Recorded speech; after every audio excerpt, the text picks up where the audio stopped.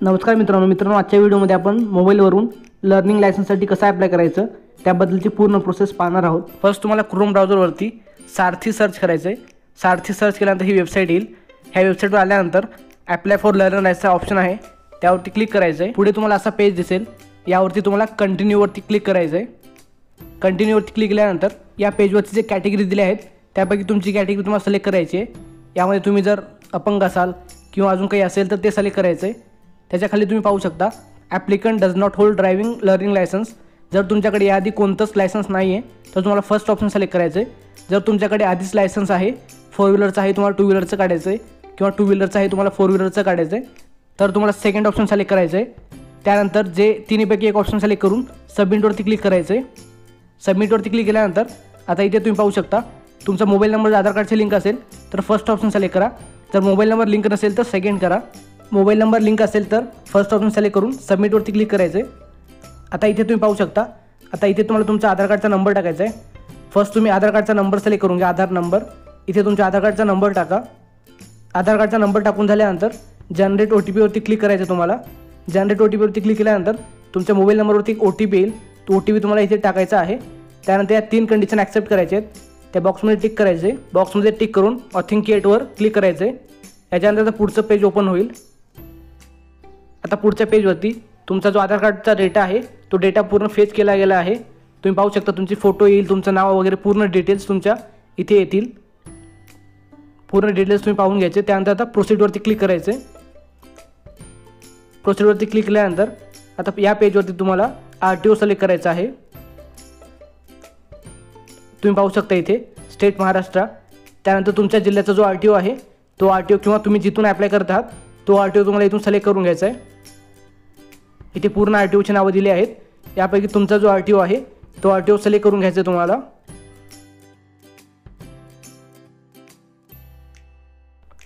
RTO select केल्यानंतर पुढे जी information भरायची बाकी आहे ती इन्फॉर्मेशन आपल्याला भरून घ्यायची आहे। इथे तुम्ही पाहू शकता इथे क्वालिफिकेशन भरलेलं नाही आहे तर आपल्याला आपलं क्वालिफिकेशन सिलेक्ट करून घ्यायचं। इथे जी इन्फॉर्मेशन रेड डॉटमध्ये आहे ती इन्फॉर्मेशन कंपल्सरी भरायची आहे आपल्याला। ब्लड ग्रुप तुम्हाला माहिती असेल तर तुम्ही ब्लड ग्रुपसुद्धा टाकून घ्या। इथे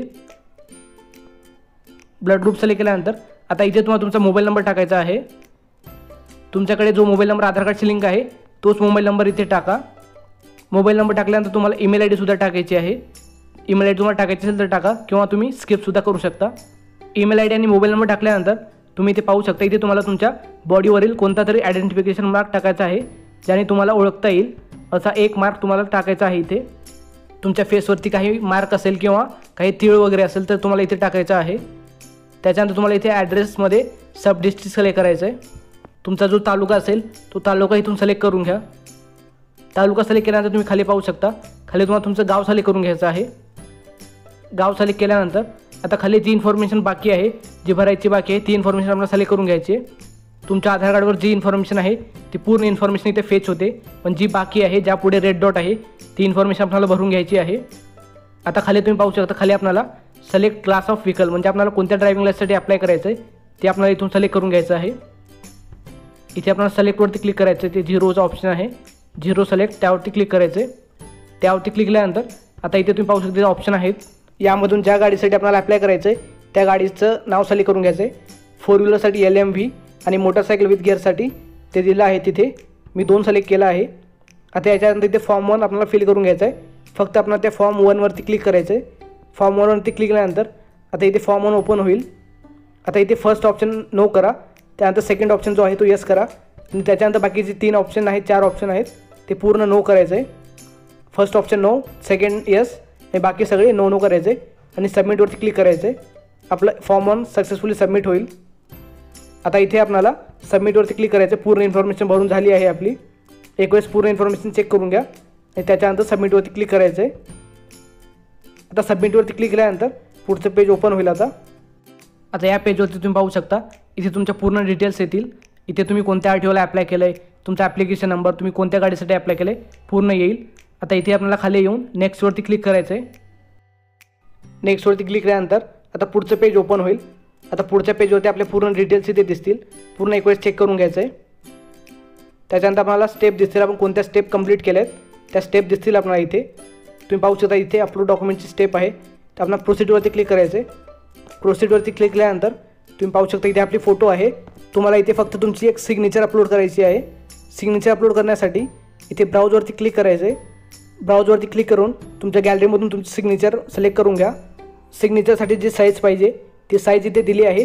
ती साईज नीट पाहून त्यानुसार तुमची फोटोची साईज कन्वर्ट करून ती फोटो आपल्याला अपलोड करायची आहे. तुम्ही पाहू शकता फोटो अपलोड झाली आहे. आता याच्यानंतर खाली तुम्हाला सेव्ह फोटो अँड सिग्नेचरचा ऑप्शन दिसत असेल, त्यावरती क्लिक करायचं आहे. तुमची फोटो आणि सिग्नेचर सक्सेसफुली अपलोड होईल. आता नेक्स्टवरती क्लिक करायचं आहे. आता नेक्स्टवरती क्लिक केल्यानंतर तुम्हाला ते स्टेप दिसतील. आपण अपलोड फोटोची स्टेप कंप्लीट केली आहे. आता सेकंड स्टेप आहे फी पेमेंट. आता इथे तुम्हाला फीस पेमेंट करायची आहे. फीस पेमेंटसाठी प्रोसीडवरती क्लिक करायचं आहे. प्रोसीडवरती क्लिक केल्यानंतर पेमेंटचा पेज लोड होईल. आता या पेजवरती तुम्ही पाहू शकता तुम्हाला किती पेमेंट करायची आहे त्याबद्दलच्या पूर्ण डिटेल्स तुम्हाला या पेजवरती येतील. तुमचा ॲप्लिकेशन नंबर येईल, तुमची डेट ऑफ बर्थ येईल, तुमचं नाव आणि तुम्ही कोणत्या ॲक्टिव्हमध्ये अप्लाय केलं आहे ते सुद्धा येईल. तुम्ही पाहू शकता मी 2 लायसन्ससाठी अप्लाय केलं होतं. यामध्ये मोटरसायकल विथ गिअर होती, त्यासाठी फीस आहे 144 रुपये. आणि लाईट मोटर व्हेकल त्यासाठी फीस आहे 144 रुपये. आणि एक्झाम फीस आहे 50 रुपये. अशी टोटल मिळून 2 लायसन्ससाठी टोटल फीस होते 352 रुपये. ही 352 रुपये मला पेमेंट करायची आहे आता 2 लायसन्ससाठी.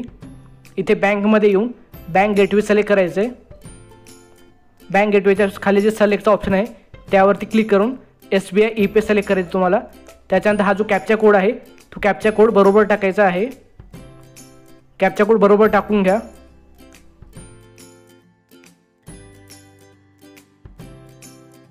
कॅप्चा कोड बरोबर टाकल्यानंतर खाली तुम्ही पाहू शकता पे नाऊचा ऑप्शन आहे त्यावरती टिक करायचं आहे.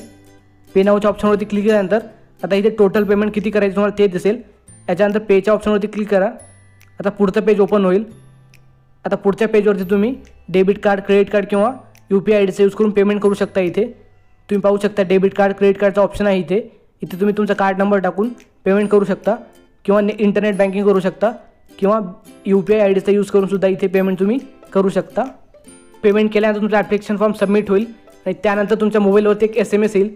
त्या SMSमध्ये तुम्हाला तुमचं पासवर्ड असेल एक्झामसाठीचं.